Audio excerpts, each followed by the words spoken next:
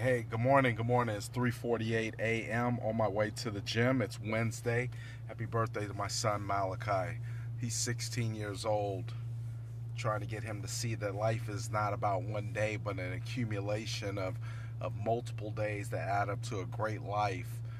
Every single step, every single bit of the journey. I was talking to somebody yesterday and they asked me how early I'd got up. And for some reason, I told them. And now that I think about it, I probably should have kept it to myself because it wasn't significant to the point or to any relevancy. I don't even know why it came up. But I had told them that I get up at 2:05 a.m. every single morning. I've been doing it for, I don't know, over a year, and it's become something that I can do. And I kind of went through my morning and what it is that I do, et cetera, et cetera. And the reason why I started thinking about it this morning was the fact that I didn't feel too good. My stomach, for some unknown stupid reason, I decided to make breakfast for dinner last night. And not the wisest move because there was some bacon, there was some other stuff, and it really just didn't sit right with me. It didn't agree with me whatsoever. My body is rejecting it and it's saying, hey, dude, this is not how we're living. And I said that to say that the 2:05 wake up in the morning has 100% to do with not only my discipline, but it also has a lot to do with being able to plan out my day, get my day in front of me so that way I'm not behind the eight ball trying to catch up to what it is that I need to do. I'm aware, I'm awake before my clients or my customers have even risen to wake and greet the day. I'm already ahead of them taking care of business. And I started thinking right now, on this piece of paper, I tend to write down everything that I need to do for the day. It's a schedule, it's a daily schedule. And on the corner, I'll end up writing down some additional things that I need to do. If there's something that comes to mind that I'd like to take care of, and it's not on my hard list, then I'll put it there separately.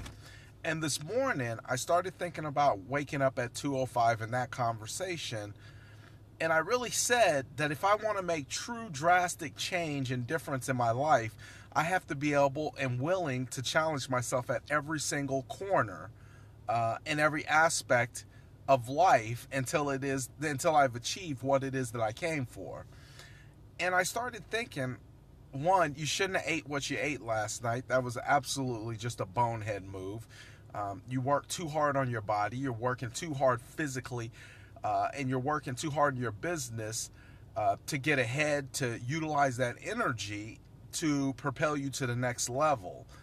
To go ahead and eat like that, I mean, it's okay, but it wasn't the smartest thing to do at 7 o'clock at night on a Tuesday. It just wasn't. So as I'm thinking this morning about the conversation, then what I ate last night, I'm really starting to say, are you really challenging yourself? Are you really giving your best possible shot at making it to where you want to go? Are you really coming in prepared and having the energy that you need? So one of my goals now is to make sure that I eat more energy efficient food, to make sure that I have the power and the ability to carry through a full 8 hour, 9 hour, 10 hour day if that's what it happens to be. My business, surprisingly, is increasing, and the number of hours that I'm having to work is decreasing because I'm becoming more effective with that. And one thing I don't want to do is I don't want to fall back on my laurels and not keep handling the business that I need to handle, or better yet, making my time a little bit shorter where I have to be at the office by becoming even more effective. And that's going to have a lot to do with my discipline, my self-discipline. It's going to have a lot to do with what I eat. It's going to have a lot to do with how I think. And all these things are very much in tandem with each other to get into the successful points that you want to be at in life. One doesn't exist without the other. Faith doesn't exist without beliefs. And success doesn't exist without self-discipline. And energy does not exist without eating the right type of foods and being consistent with your exercise and your workout. For some reason, this was at the top of my mind. I don't, and I'm going to have to say it's because I've been feeling tired at some points during the day, that I know it's a direct result of what I'm eating. And food's not that important to get off track. Food is not that important for me to lose focus or lose my position in where I'm at and where I'm climbing to. It's, my foothold in this life is already determined. Now, am I willing to make the sacrifices to make sure that the rest of that that destiny is fulfilled? And I am. I'm committed to it, no matter what. And that could be the same for anybody.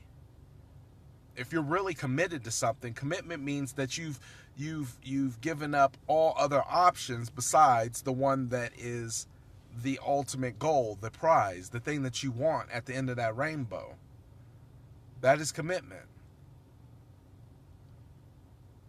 And the fact that I wake up at 2:05 in the morning, the fact that I do it means nothing if I'm not fully in line with everything that needs to be done in order to accomplish this.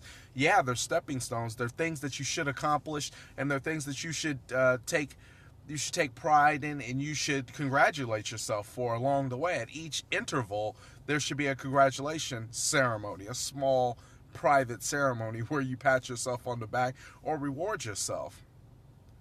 But at some point in time, you got to get past just the small pats on the back and know that you're better than this. You're better than the small shit that's trying to slow you down. You're better than eating the wrong thing at 7:30 at night. You're better than making sure that you're not taking care of your body. You're better than this.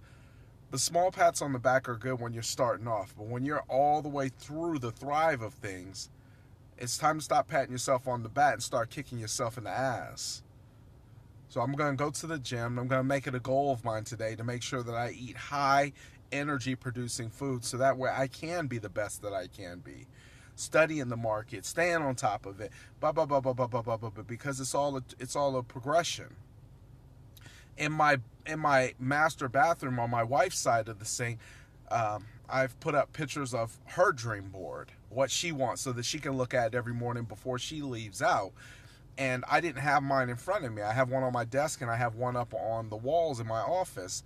But I looked at her dream board and it encouraged me to move forward, to go throw up real quick because that food last night was horrible. But it propelled me to get encouraged to move on because I seen what was in front of us. I knew what we had to lose. I knew what we had to gain, and it was encouraging. It was a positive situation, and I decided that a change needed to be made, and there was nothing worth sacrificing that. So, listen, get on top of it, make some type of commitments, knock it out. Rock and roll. I'm out. Peace.